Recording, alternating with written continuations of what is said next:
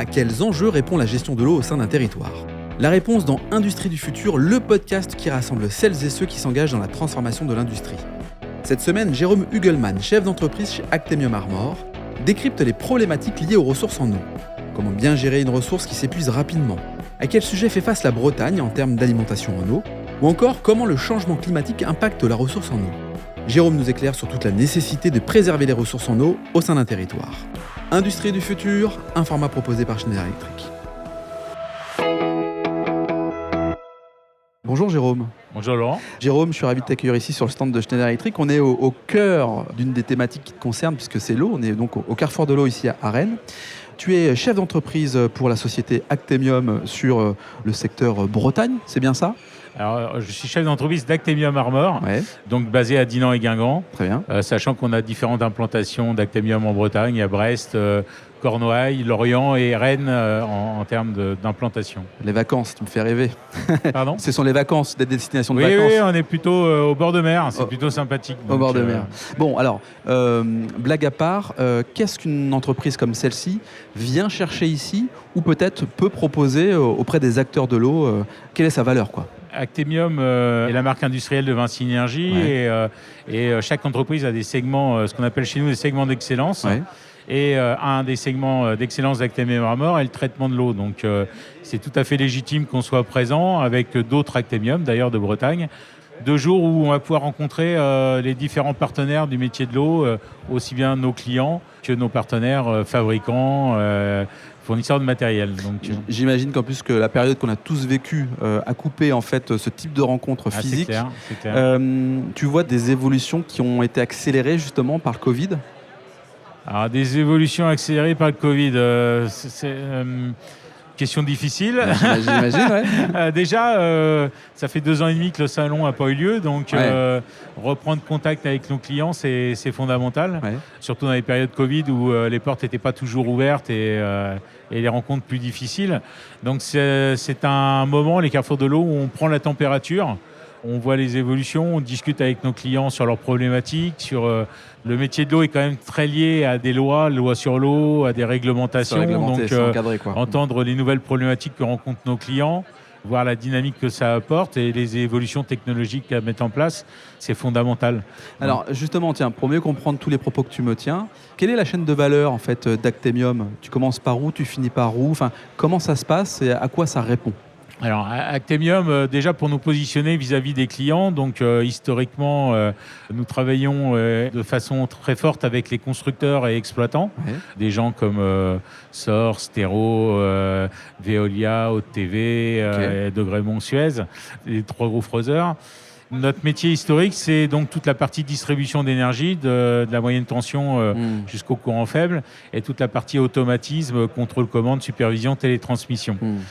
L'évolution du segment de l'eau a fait qu'avec la mise en place de plus en plus de syndicats, SPL, régies, CEMOP et autres structures, nous sommes rapprochés de plus en plus des collectivités. Nous travaillons de plus en plus avec les collectivités. Qui a un rôle central. Tout à fait.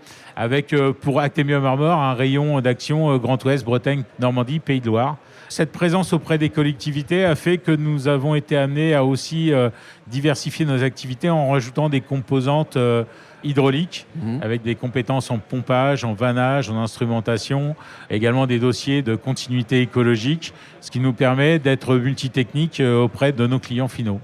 Finalement, la continuité écologique fait aussi bouger les lignes. C'est-à-dire que j'imagine qu'une entreprise comme la tienne doit s'adapter aussi à cette notion à prendre en compte qui est l'écologie, l'économie de la ressource, c'est clair. C'est évident. On en entend parler de plus en plus dans la presse. La ressource eau, elle n'est pas inépuisable. La ressource électricité, elle n'est pas inépuisable.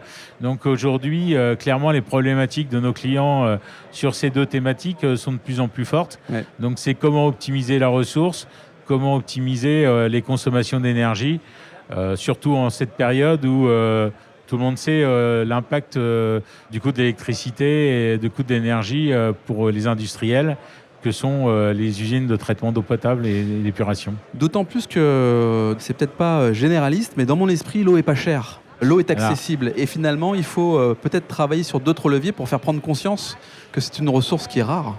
Ça, c'est clair. C'est vrai que quand on ne travaille pas dans le domaine de l'eau, l'eau, quelque part, pour les particuliers est un dû. Ça coule, quoi. On tourne au robinet et ça coule. Ouais. Et personne ne se rend vraiment compte de tout ce que ça appelle en termes d'usines de traitement par rapport aux ressources que l'on a en fonction des régions. Bretagne, peu de nappes phréatiques, donc on est sur des barrages essentiellement donc avec des problématiques de pollution parfois sur les bassins versants. Ouais. Dans d'autres régions, ça va être sur des forages, dans d'autres sujets. Après, donc des usines plus ou moins complexes en termes de traitement. Ensuite, le transport de cette eau. Donc tous les ouvrages, toute l'instrumentation pour mesurer les fuites et éviter qu'on ne perde de l'eau pendant le transport. Donc ça, c'est relativement fondamental. Les interconnexions entre syndicats, de manière à ne pas pouvoir tomber en panne si sa ressource est insuffisante. Ouais. Donc les syndicats se maillent entre eux pour pouvoir se secourir mutuellement. Au cas où, donc ça ramène d'autres types d'activités. On a aussi l'impact climatique, qu'on le veuille ou non, les orages, problématiques d'inondation dans certains quartiers, donc des notions de bassin d'orage à mettre en place. Les canicules avec peu d'eau. La canicule, peu d'eau. Il commence à y avoir des sujets, comme ça commence à être expérimenté en Vendée, de reuse de l'eau sortie station d'épuration pour injecter en tête de l'usine d'eau potable. Okay. C'est vrai que tous les gens ne se rendent pas compte du nombre d'installations, des étapes, process industriel pour distribuer l'eau jusqu'à chez eux. 2 questions. La première, peut-être un peu naïve. On a la Manche quand même accolée à la Bretagne. À quand finalement la récupération d'eau salée pour remettre dans la distribution? La technologie existe, elle est utilisée dans certains pays d'Afrique du Nord, donc des usines de désalinisation. Ouais. J'aurais tendance à dire qu'économiquement parlant, c'est pas forcément l'idéal non plus. Ce sont des installations qui sont très énergivores. Quand on parle d'économiser la ressource électricité aujourd'hui, c'est un système qui se mord la queue, quoi. L'énergie la moins chère, c'est toujours celle qu'on consomme le moins. Donc je pense qu'il faut surtout faire prendre conscience aux gens de la rareté de l'eau.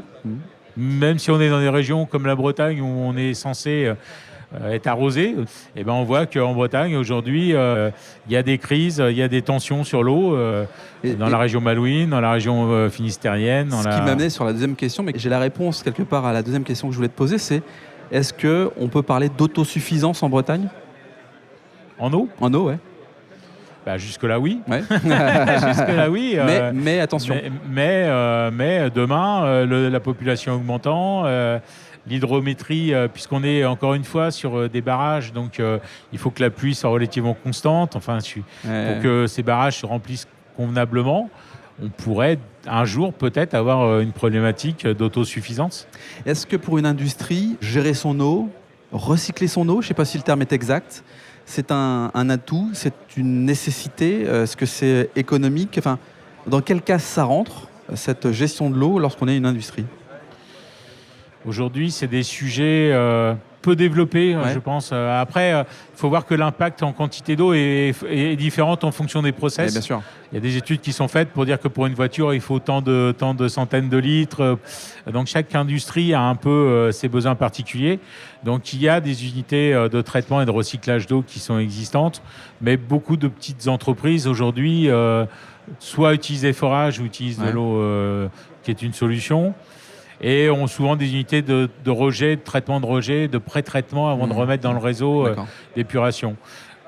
Maintenant, le recyclage en tant que tel de l'eau, je pense qu'il y a des sujets à mettre en place. À développer, à travailler. À développer à ce niveau-là. Ok. Jérôme, merci pour cet éclairage sur ton activité, la gestion de l'eau au sein d'un territoire.